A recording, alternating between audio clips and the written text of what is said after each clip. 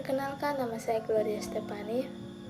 Saya dari Prodi Kehutanan dengan NIM L1A120110.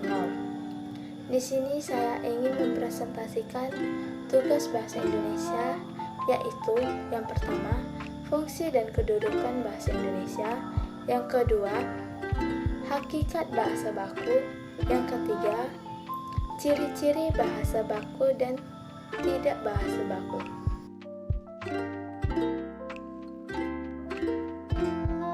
Pertama, fungsi dan kedudukan bahasa Indonesia.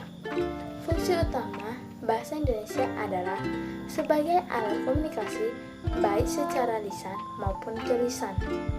Bahasa Indonesia memiliki kedudukan sebagai bahasa negara yang dapat kita lihat pada Undang-Undang Dasar 1945, yaitu bahwa bahasa negara ialah bahasa Indonesia. Dan dapat kita lihat pada Proklamasi Kemerdekaan Indonesia pada tanggal 17 Agustus 1945 yang telah mengukuhkan kedudukan dan fungsi bahasa Indonesia secara konstitusional sebagai bahasa negara. Fungsi bahasa Indonesia. Menurut Santoso, ada 4 fungsi bahasa, yaitu fungsi informatif yang bertujuan untuk sebagai alat informasi. Yang kedua, fungsi ekspresi diri yang bertujuan untuk menyalurkan ekspresi, gagasan, dan perasaan pembicara. Yang ketiga, fungsi adaptasi dan integrasi yang bertujuan untuk membaur diri kepada masyarakat. Yang ketiga, fungsi kontrol sosial yang bertujuan untuk mempengaruhi sikap dan pendapat orang lain.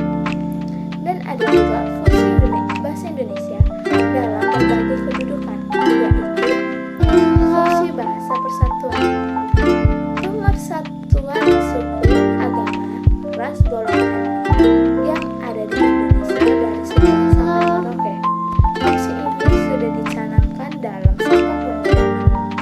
Yang kedua, fungsi bahasa nasional memiliki fungsi sebagai jati diri Indonesia bila sedang berkomunikasi pada dunia luar. Yang ketiga, fungsi bahasa negara, bahasa yang digunakan dalam administrasi negara. Yang keempat, fungsi sebagai bahasa baku, merupakan bahasa yang digunakan dalam pertemuan yang sangat resmi.